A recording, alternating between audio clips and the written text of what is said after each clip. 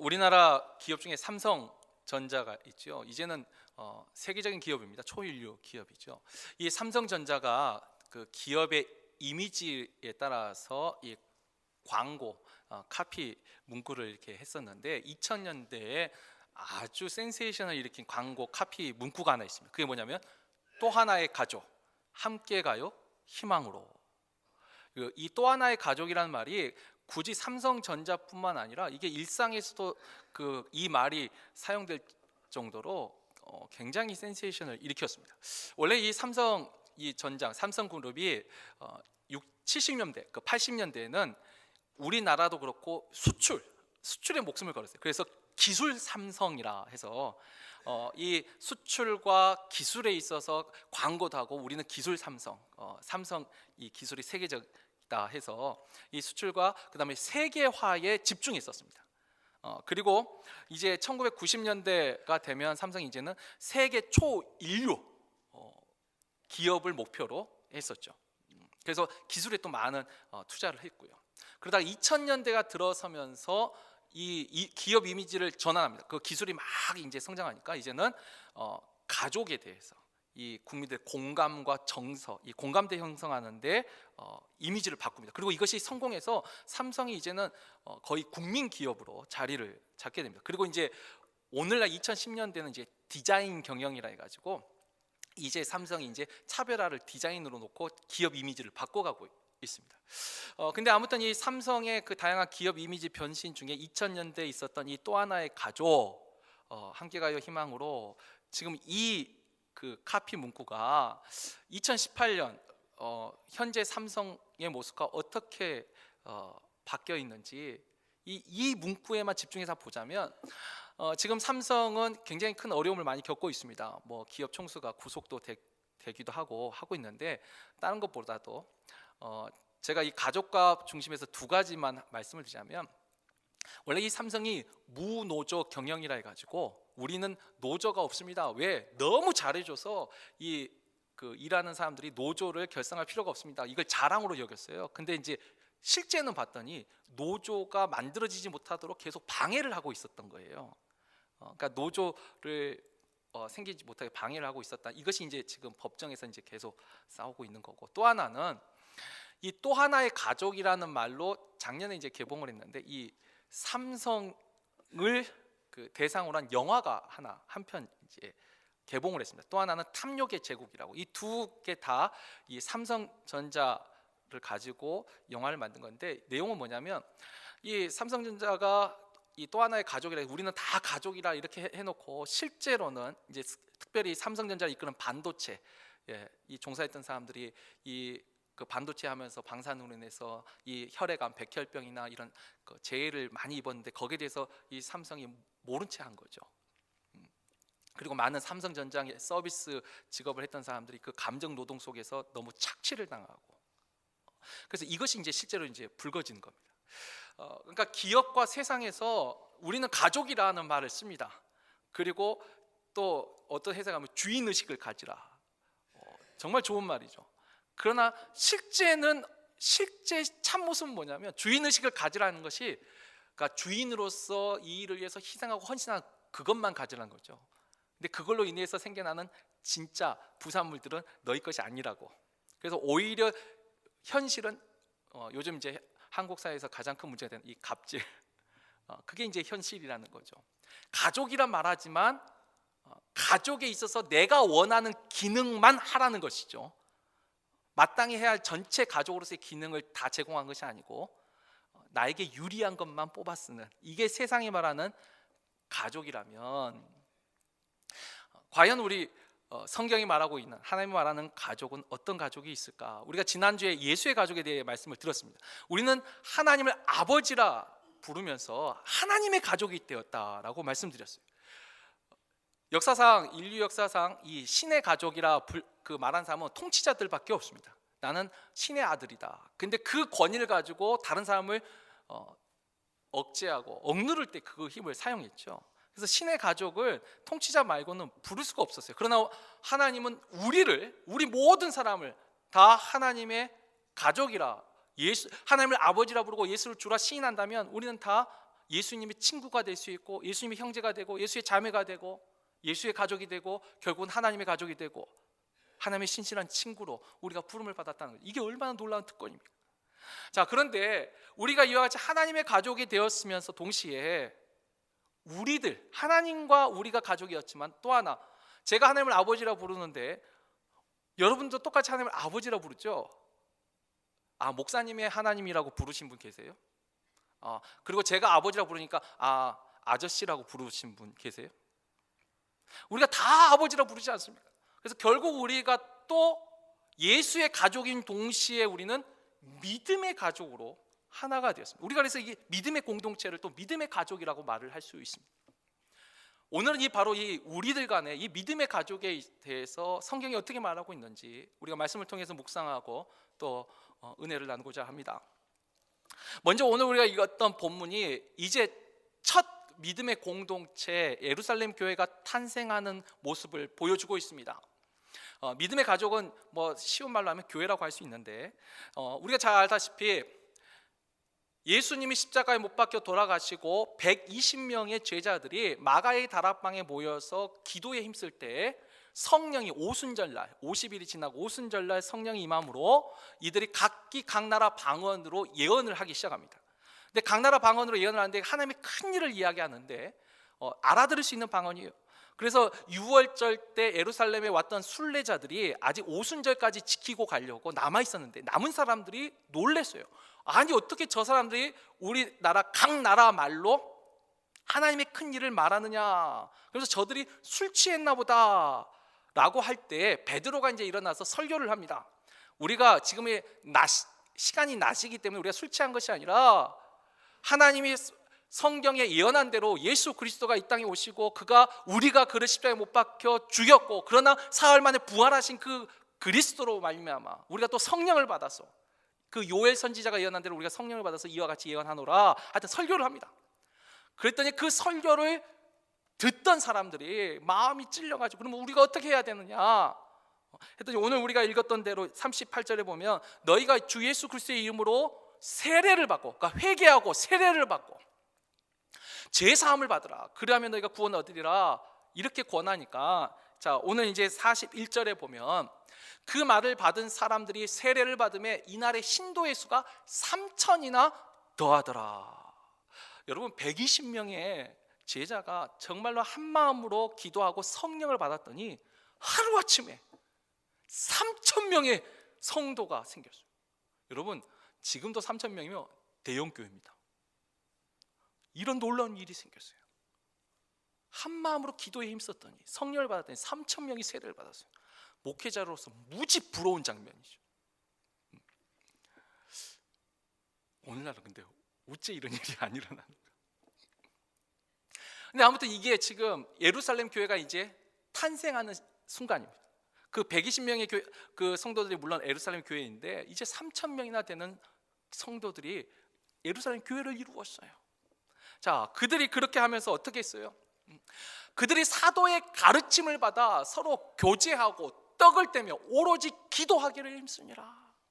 여러분 교회가 이제 믿음의 공동체가 됐는데 믿음의 공동체의 특징이 뭐냐면 가르침을 받아 서로 교제하고 떡을 떼고 오로지 기도하기를 힘썼어요. 교회가 교회일 수 있는 이유 그건 말씀이 있기 때문입니다.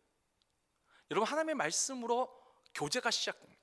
사실 이 말을 요약하자면 이 예루살렘 초대교회는 말씀으로 시작해서 기도로 끝난 교회예요.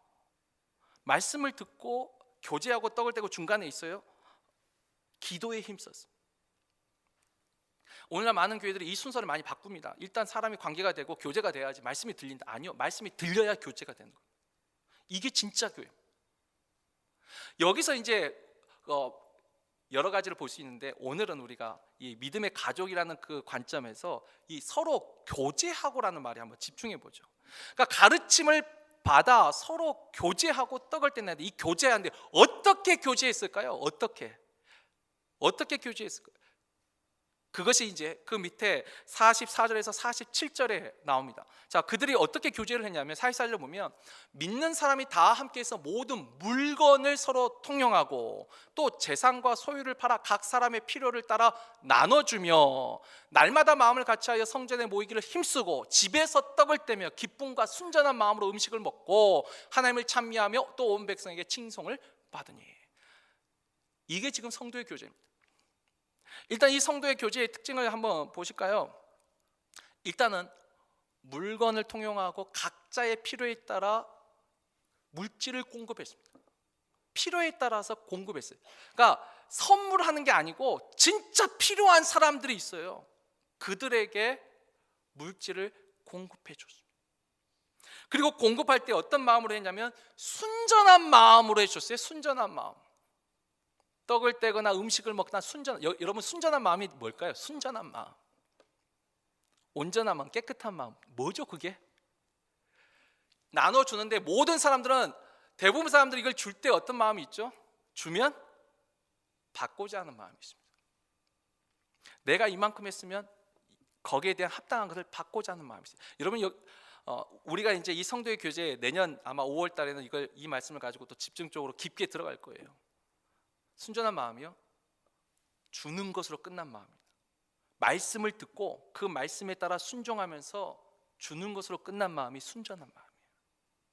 받으려는 마음이요, 이게 진짜 하나님이 기뻐하는 마음이었어요. 순전한 마음으로.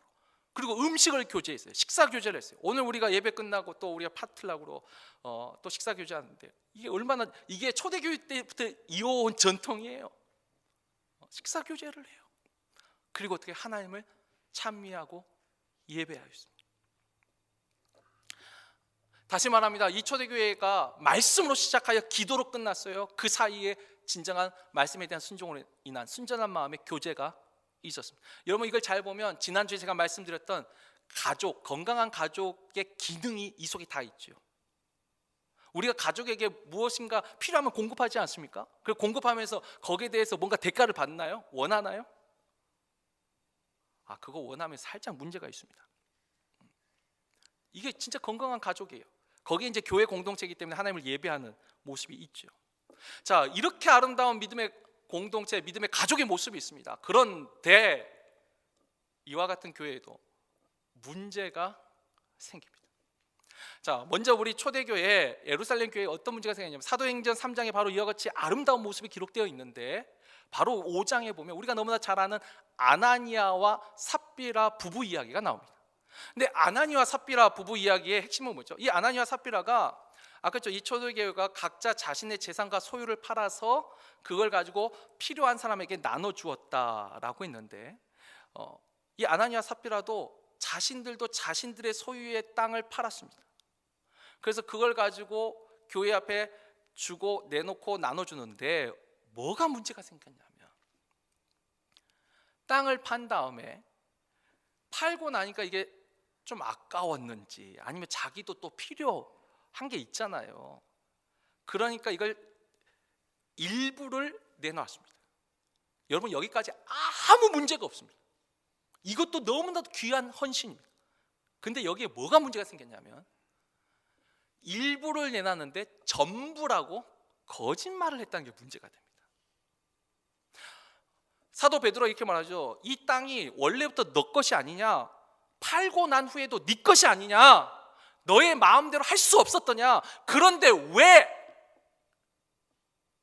일부만 해도 충분한데 왜 전부라고 거짓말을 했느냐? 이건 하나님을 속인 거라겠죠. 여러분 근데 여기서 한번 생각해보세요. 왜 거짓말했을까요? 이 아나니아와 삽비라 부부가. 아니 그 일부만 해도 얼마나 이게 칭찬받을 일이에요. 근데 왜 전부라고 말한 그것이 하나님 앞에 이게 악하다고 했을까요? 그 마음의 뿌리가 뭘까요? 왜 거짓말했을까요? 인정받고 싶었던 거죠.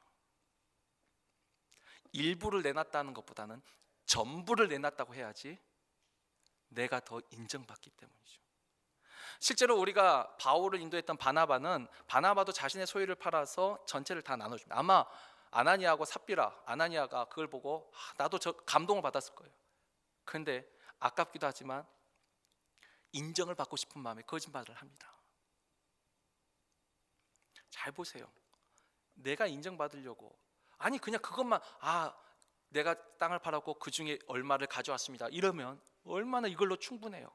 근데 거짓말을 해요. 사람 앞에는 인정받고 싶었던 거예요. 내가 전부를 다 바친 헌신한 사람이라는, 하나님보다는 사람을 본 거죠. 근데 여러분 보세요. 다행이라고 해야 될지 불행이라고 할지 몰라도 하나님 근데 이 두 부부를 그 자리에서 죽게 마십니다. 만약에 하나님이 이런 식으로 지금 판결하면 모르겠어요. 오늘날 이 자리에 얼마나 하나님 앞에 살아 있을 사람이 몇 명이나 있을지 모르겠는데, 근데 어쨌든 초대교회 여러분, 이건 엄청난 충격이었을 거예요. 사람이 죽었잖아요.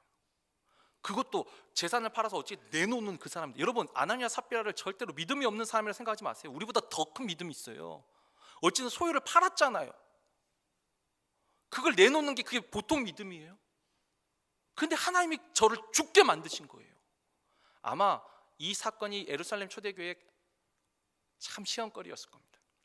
어쩌면 이건 나도 함부로 이거 못하겠구나, 두려움이 생길 것이고, 진짜 이유를 모르고 다른 사람들은 몰랐을 거 아니에요. 왜 죽었는지. 그냥 뭔가 잘못했겠지 했지만 무서울 거 아니에요. 하나님이 생명을 거두어 갔으니까. 교회 안에 문제가 생겼습니다.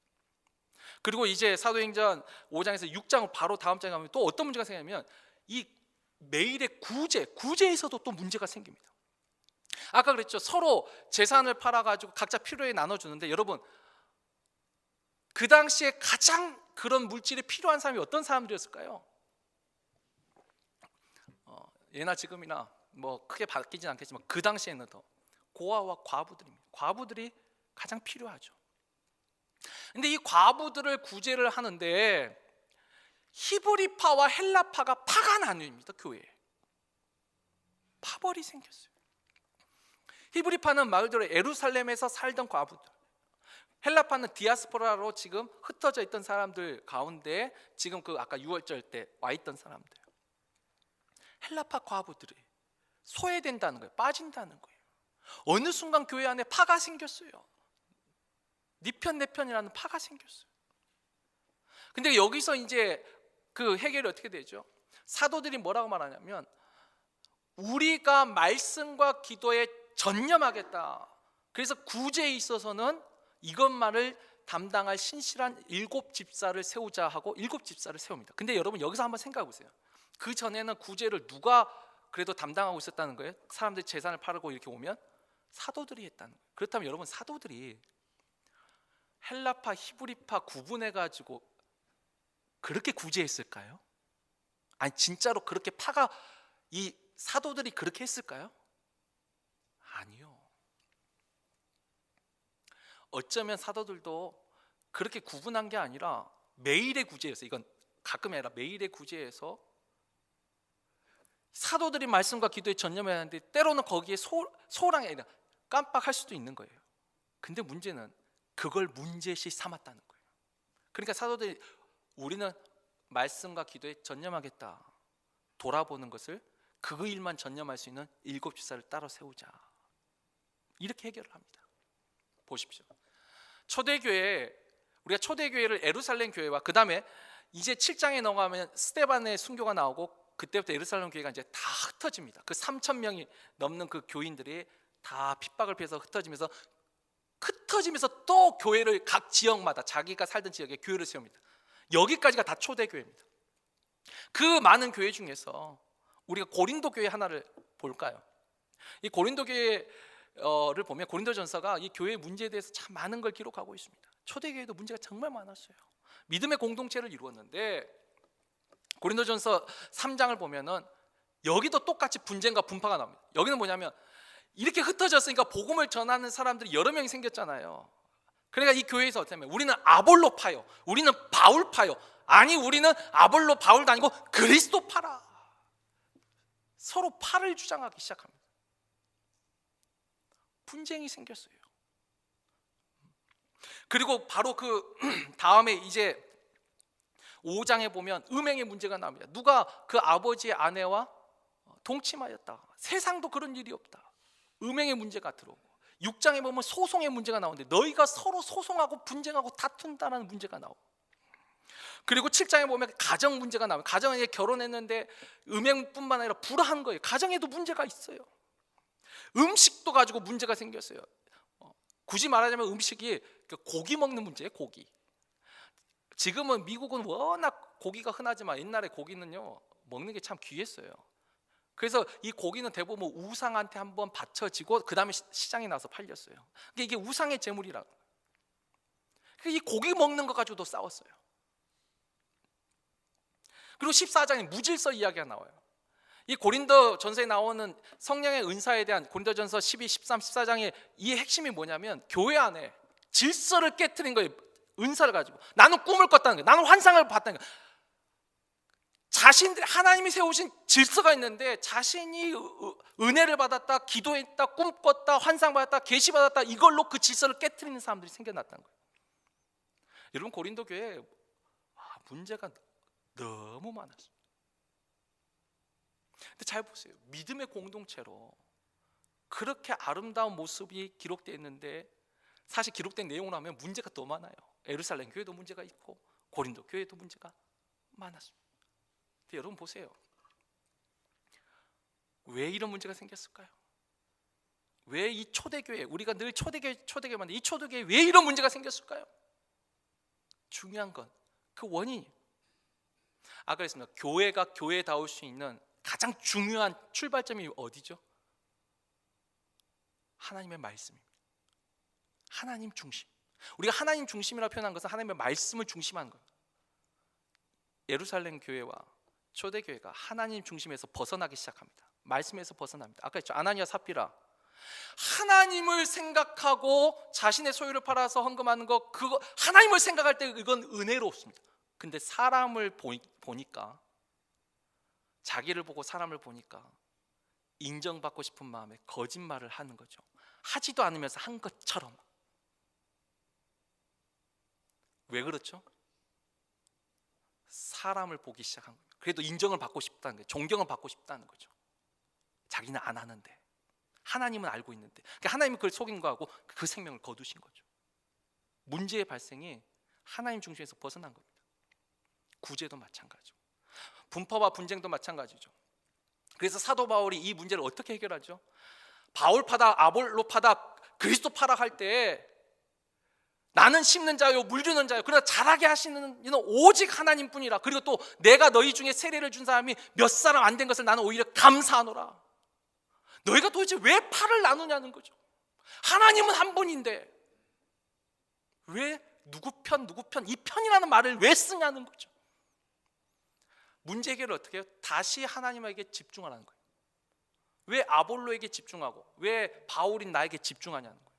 하나님의 앞에 집중하라는 거예요.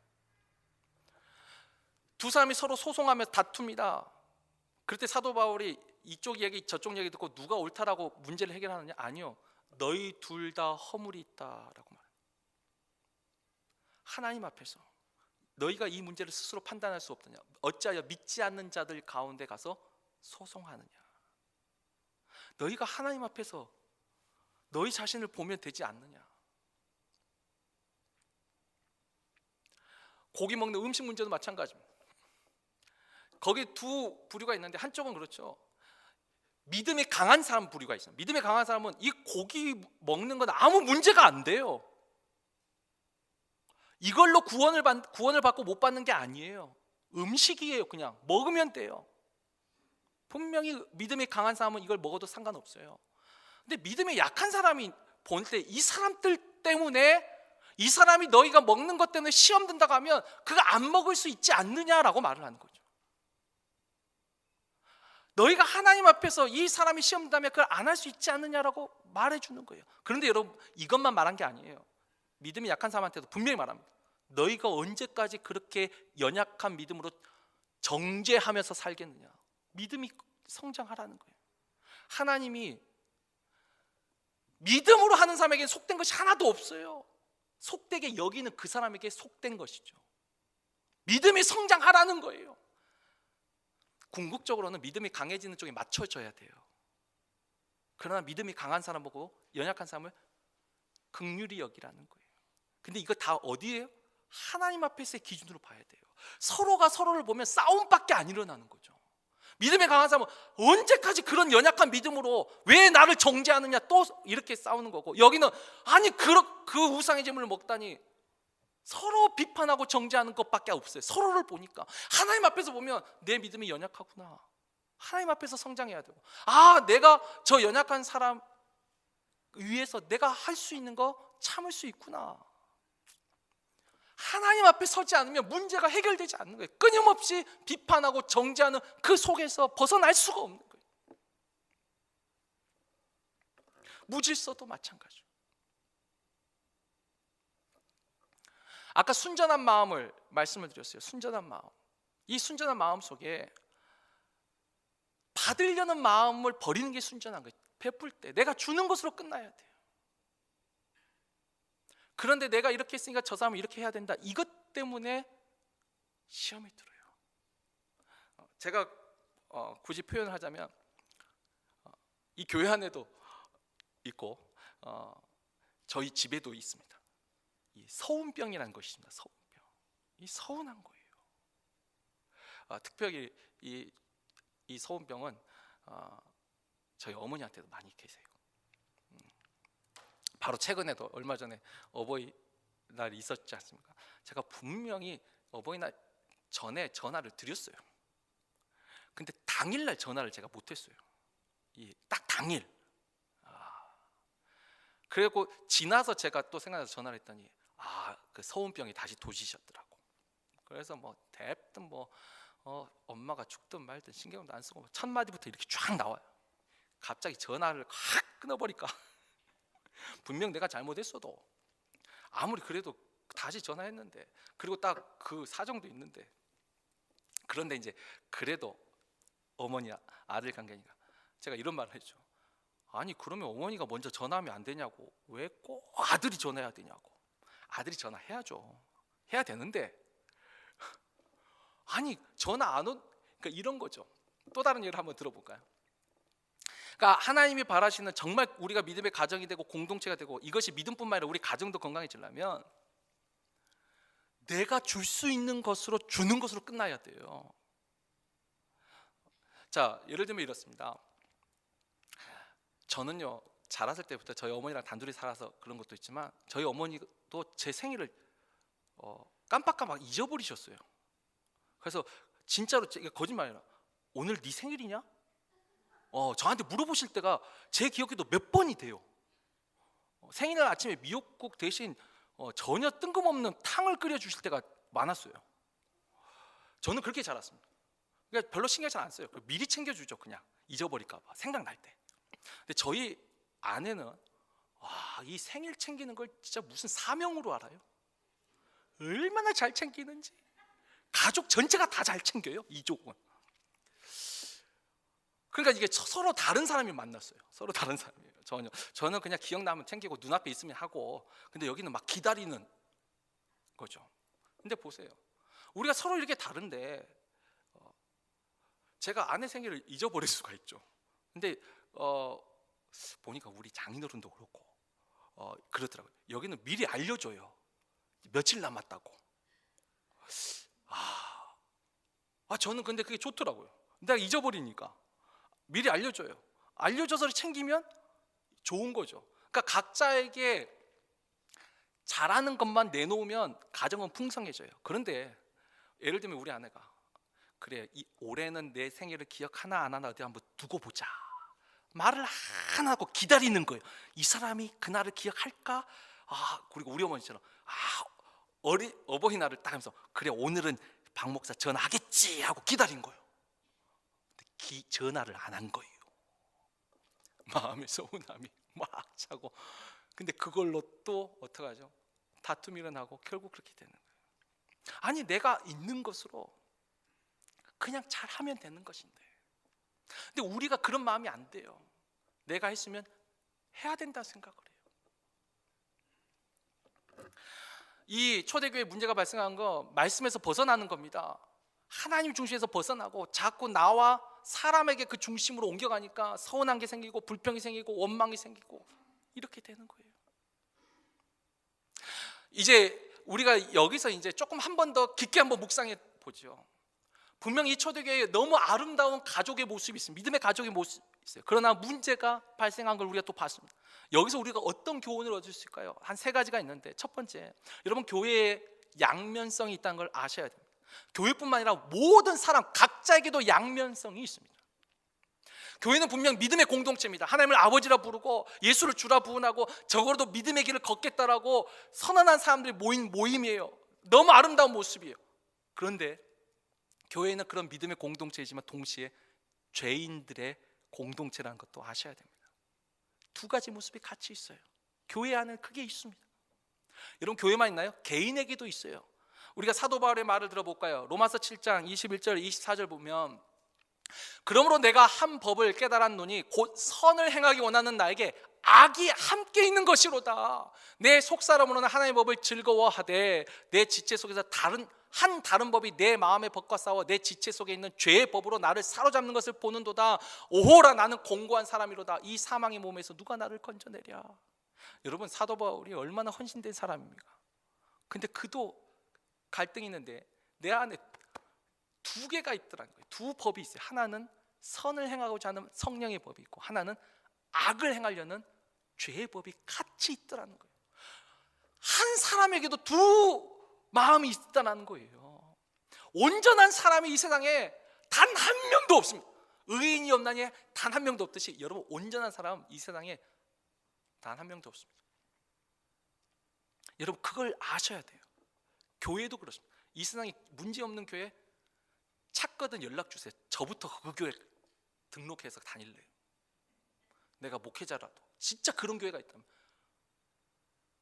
천상에 있는 영원한 그 하나님 나라의 교회 말고는 모든 교회는 양면성이 있습니다. 믿음이 있고 또 죄인들의 모습이 있습니다. 그렇기 때문에 두 번째 우리가 알아야 되는 게 뭐죠? 교회의 중심이 어딨냐에 따라서 그 교회가 정말 믿음의 가족이 되느냐, 아니면 오히려 세상보다도 못한 공동체가 될 수도 있어요. 우리의 중심이 어디 있어야 돼요? 여러분, 하나님한테 중심을 두지 않으면 사람에게 인정받든지, 그래서 사람이 날 인정 안 하면 섭섭하고 서운해지고 불평해지고, 하나님한테 받으셔야 돼요. 내가 줄 수 있는 거라면 주는 것으로 끝나고 받는 건 하나님한테 받으셔야 돼요. 그게 믿음이에요. 하나님이 보고 계시잖아요. 하나님이 듣고 계시잖아요. 하나님이 알고 계시잖아요. 하나님한테 받으려고 하면 그 공동체는 풍성해집니다. 그러나 사람한테 받으려고 하면 분쟁과 다툼이 일어나기 시작합니다. 세 번째, 우리가 이 교회의 양면성도 알고, 그래서 교회의 중심이 얼마나 중요한, 그 중심 때문에 진짜 믿음의 가족이 되느냐 아니면 죄인들의 공동체를 가느냐 결정이 되는 거예요. 사도 바울처럼 매일 자신을 십자가에 못 박혀 죽이는 훈련을 하지 않으면 우리는 언제든지 고린도 교회, 예루살렘 교회에 일어났던 문제들이 일어납니다. 구제 얼마나 좋은 일이에요. 근데 그것 때문에 싸우잖아요. 안 그래요? 그 좋은 일 때문에 싸운다고. 물질을 바치는 그 귀한 헌신에도 그 안에 죄악이 있더라는 거예요. 우리가 여기서 이제 교제에만 집중하니까 여러분, 사랑의 실천을 또 기억하셔야 됩니다. 우리가 말과 혀로만 사랑하는 게 아니고 행함과 진실함으로 사랑을 실천해야 돼요. 우리 교회 목표 아세요? 우리 교회가 어디를 향해 달려가고 있는지 제가 늘 꿈꿉니다. 우리 교회가 예배의 감격이 있기를, 말씀의 훈련과 기도의 능력이, 그 다음에 사랑의 실천이, 하나님의 주권이 실현되고 성령의 인도함을 받는 교회, 늘 그런 교회를 꿈꾸며 달려가는데, 일단 그 중에 사랑의 실천이 있어요. 여러분, 이 사랑의 실천을 위해서도 이걸 가지고 이제 내년에 우리가 가정의 달에 이 부분만 가지고 깊게 한번 묵상할 겁니다. 근데 잠깐 우리가 맛보기로 요약을 하자면, 우리가 사랑을 실천할 때 몇 가지 기준이 있는데, 첫 번째, 서로 돌아볼 줄 알아야 됩니다. 우리가 히브리서 10장 24절에 보면 서로 돌아보아 사랑과 선행을 격려하며, 여러분, 서로 돌아본다는 이 원칙이 정말 중요합니다. 제가 진짜 큰 교회도 있었고 또 작은 교회도 있고, 얼마 전에 또 에브리디 교회 다니신 어떤 집사님하고 좀 잠깐 얘기를 했는데, 어느 교회나 일할 사람들이 부족해요. 지금 큰 교회도 하는 사람만 한다는 거예요. 여러분, 이게 건강하지 못한 모습입니다. 왜죠? 한 사람 하다 보니까 탈진이 옵니다. 이게 서로 돌아보면서 서로 격려해야 되는데 어느 한 사람만 계속 쏟아붓게 되면 탈진해요. 그리고 그 사람이 빠져나가면 그래도 하나님의 교회를 하나님이 주인이시니까 또 다른 사람을 채워 넣으시긴 해요. 근데 그 사람이 또 탈진하는 거예요. 계속 이게 반복되다가 이제 점점 그 사람들이 없어지면 이제 교회가 문을 닫는 거예요. 탈진하는 거예요. 서로 돌아봐야 돼. 서로 해야 돼. 어느 한 사람만 일방적으로 줄 수가 없어요. 옛날 가정에서도 가부장적 이런 잘못된 제도에서 어느 한 사람의 희생, 어머니들이 엄청 희생했잖아요. 그러다 보니까 나중에 갱년기 오고 우울증 오고. 서로가 돌아봐야 되는데 서로 돌아보지 못할 때 건강하지 못한 모습이 나타나요. 그리고 또 하나, 서로 돌아볼 때 그 다음에 생각해야 될 원칙이 뭐냐면 은사대로 돌아봅니다. 우리가 로마서 12장 6절, 베드로전서 4장 10절 보면 자, 우리에게 주신 은혜대로 받은 은사가 각각 다르니, 받은 은사가 각각 다르다 있어요. 베드로전서도 보면 각각 은사를 받은 대로 하나님의 여러 가지 은혜를 맡은 선한 청지기 같이 서로 봉사하라, 서로 봉사하라. 아까 말했죠. 여러분, 은사가 다릅니다. 각자가 잘하는 게 달라요. 어떤 사람은 음식하고 요리하는 것이 정말 즐거울 수 있어요. 근데 어떤 사람은 정말 스트레스가 돼요. 어떤 사람은 찬양하는 게 좋아요. 어떤 사람은 이게 힘들어요. 어떤 사람은 깨끗하게 정리하는 게 좋아요. 어떤 사람은 또 말씀을 가르치고 이런 것에 또 이것이 익숙해요. 그러나 다른 걸 할 때 너무 힘들어요. 다 은혜가 달라요. 은사가 달라요. 근데 보십시오. 하나님이 나에게 주신 그 은사대로, 그러니까 내가 할 수 있는 것을 내어놓기만 하면 이 공동체는 풍성해집니다. 그런데 내가 하는데 저 사람 안 하잖아요. 안 하는 사람을 보고 왜 저 사람은 이거 안 해? 그러니까 자꾸 사람한테 이게 집중해서 그러면 안 해? 나도 안 해. 이렇게 되면 그 공동체는 점차 빈약해지고 가난해집니다. 가정도 마찬가지죠. 예를 들면 제가 아이들을 공부를 가르칠 때 저는 수학을 잘합니다. 근데 언어는 솔직히 약해요. 그러니까 영어도 잘 못하죠. 근데 저희 아내는 수학은 진짜 못해요. 근데 언어를 참 잘합니다. 근데 제가 아내고 아니 왜 이걸 못 가르치냐고, 공부를 못 가르친다고 수학을 제가 막 책망을 하잖아요. 그럼 기분 나쁘겠죠. 어떤 사람이 그 말을 듣고 기분 좋겠어요. 반대로 또 그러면 이 사람도 똑같은 말 하죠. 아니 왜 영어 이걸 못 가르치냐고. 이러면 싸움이 납니다. 그냥 수학 나오면 아빠한테 가, 언어 나오면 엄마한테 가. 이렇게 하면 풍성해질 수 있는데 서로가 부족한 부분을 자꾸 지적하면서 그걸 고치지 못한다고 하면 힘들어집니다. 교회도 마찬가지입니다. 어떤 사람은 사람을 잘 돌보는 분이 계세요. 모두가 다 잘 돌보면 좋을 거예요. 때로는 그게 약한 분들이 계세요. 그러면 잘 돌볼 수 있는 사람이 내가 돌보면 돼요.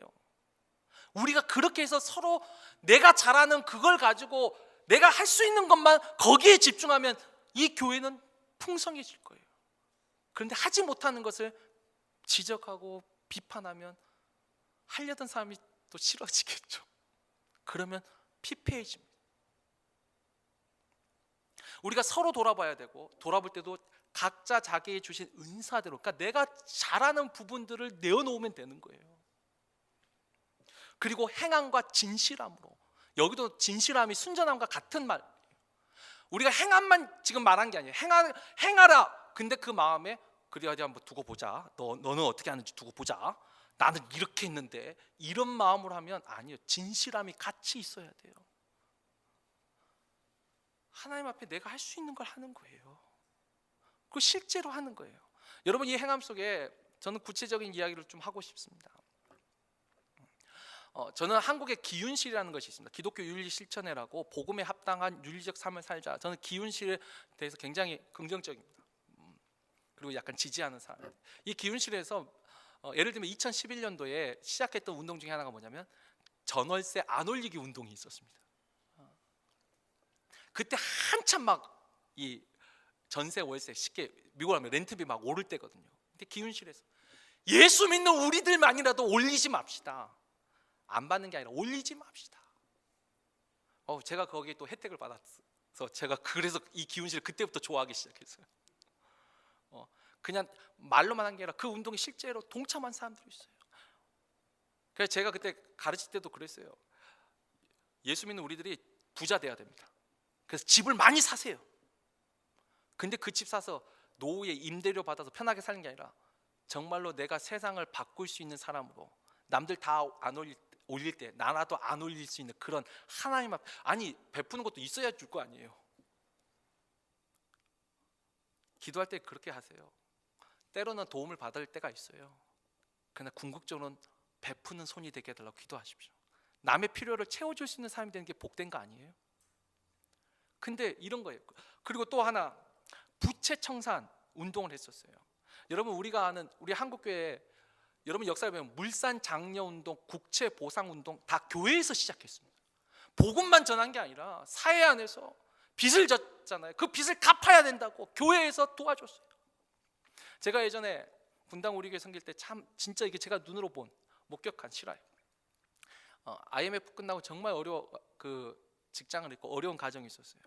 근데 남전도 그 전도 회원들이 다 각자 100만 원씩 내 가지고 다시 일어서라고 마련을 해줬어요.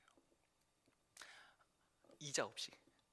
그러니까 돈 이자 받고 빌려준 게 아니고, 그렇다고 그냥 준 것도 아니에요. 갚으라고. 근데 서로 의논하기를 우리가 한 100만 원 정도면 그러니까 1,000불이죠. 1,000불 정도면 그 부담 주지 않고. 근데 그 전도회 회원들이 참 많았어요. 근데 동참해서, 근데 그분이 실제로 재기하셨어요. 그리고 다 갚으셨어. 얼마나 아름다운 교회의 모습이에요. 그러니까 그 교회가 그렇게 성장한, 다 이유가 있어요. 성장하는, 그냥 되는 게 아니더라고요. 요즘 기운실에서 하는 것이 자발적 불편 운동을 합니다. 우리가 자발적으로 좀 불편을 감수하자. 우리가 너무 편안하려고 하는 거예요. 너무 받으려고만 하는 거예요. 그러다 보니까 더 피폐해졌다는 거예요. 그냥 좀 자발적으로 좀 불편을 감수해 보자는 거예요. 이 운동도 너무 좋아요. 진짜로 할 수 있는 걸 행하는 거예요. 내가 할 수 있는 걸. 물론 그것을 행하면서도 여러분 늘 기억하세요. 사람 안에는 양면성이 있다는 거. 예전에 기훈씨에서 또 했던 것 중에 이유 없는 친절 운동이 있었어요. 그래서 뭐 영화 티켓, 영화 보러 가세요 또 주고, 마트에서 뭐 계산할 때 그 계산해 주고, 식당 가가지고 봤을 때 이유 없이 그냥 계산해 주고. 근데 이 운동은 한불 꺾였어요. 왜냐면 이걸 이용한 사람이 있었어요. 제가 언제 한번 말씀드렸죠. 그 신혼부부한테 영화 티켓이 딱 왔어요. 그러면서 결혼 축하합니다.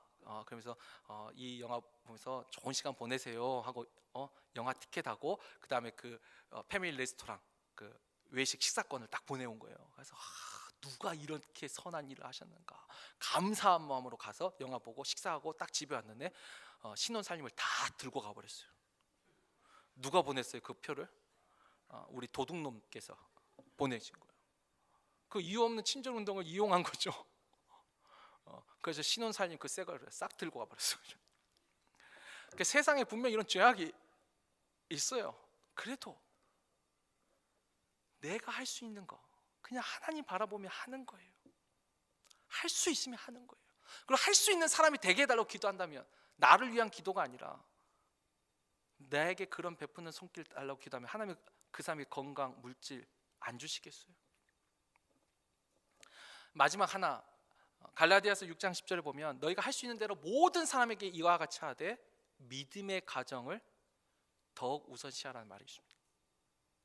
우리가 적어도 믿음의 가족이라면, 믿음의 공동체라면 그 사람의 필요를 보고 그 사람을 잘 중요한 단어는 필요예요. 덧붙이는 게 아니고, 뇌물이 아니고 선물로, 진실함으로, 정말 하나님 앞에 내가 선한 일을 한다는 그 마음만 가지고, 하나님이 갚아준다는 그 마음을 가지고 해놓고 서운해할 거라면 안 하는 게 나을 수도 있어요. 진실함을 가지고 행한다면 하나님이 보고 계세요. 하나님이 듣고 계세요. 하나님이 알고 계세요. 하나님한테만 중심을 두면 풍성해져요. 근데 사람한테, 오늘도 음식 전 늘에도 우리 교회 늘 감사합니다. 뭐 이렇게 파트락 한다면 늘 풍성해요. 하시면서 전화해서 물어보세요. 무슨 건사 오늘 뭐 해? 얼마만큼 해? 물어보고 음식 해오세요? 저는 그런 분이 없다라고 알고 있어요. 그냥 내가 할 수 있는 만큼 해와서 했더니 늘 풍성한 거. 이게 풍성한 거죠. 설령 같은 겹치는 음식을 해도 근데 저 사람이 하나 저 사람 이거 하면 나는 이 정도는 해야 돼 이렇게 생각하면 이제 점점 피폐해지는 거예요. 저 사람 안 해? 그럼 나도 안 해야지. 점점 피폐해지는 거예요. 내가 할 수 있는 만큼 나에게 주신 은혜대로 진실함을 가지고 하나님한테 받는다는 마음으로 내어놓는다면 풍성해지는 거예요. 말씀을 맺습니다. 우리가 정말 하나님의 아버지라 예수를 주라 신하는 그 믿음으로 믿음의 공동체를 이루었습니다. 믿음의 가족이 되었습니다. 근데 우리의 중심이 하나님에게만 있다면 정말 우리 공동체는 풍성할 것이고 세상이 아까 사도행전에 온 백성들이 칭송하는 그런 공동체가 될 것입니다. 근데 우리가 하나님한테 중심을 두지 않고 믿음의 공동체라고 하면서도 사람에게 중심을 두고 나에게 중심을 두면 우리도 싸울 겁니다. 우리도 분쟁이 생기고 우리도 무슨 편이라는 말을 쓸 것이고 그런 말 자체가 없어야죠. 그런 말이 어디서 왜 나와요? 그렇게 되면 하나님이 우리 공동체 건강해진 공동체에 구원받는 사람을 주님이 더해 주시는 거예요. 주님이 더하시는 거예요. 믿음은 사람이 줄 수 있는 게 아니더라고요. 우리가 자꾸 우리 중심을 하나님 앞에 두고 하나님 앞에 집중하면 마가의 다락방에 모였던 그 120명이 진짜 한마음으로 기도했더니 성령이 임하고 3,000명이나 된 사람이 세례를 받게 하는 그 놀라운 역사를 주님이 하셨듯이 오늘날 우리에게도 이와 같은 놀라운 역사가 일어날 줄 믿습니다. 오늘 이 말씀 기억하고 정말 우리 가정, 교회도 건강해지고 가정도 건강해지고 하나님의 말씀 안에 열쇠가 있습니다. 삶의 행복의 열쇠가 있습니다. 그 행복의 열쇠 오늘 다 하나씩 가지시고 그 행복의 문을 열 수 있는 저와 우리 모두가 되기를 주의 이름으로 축원합니다.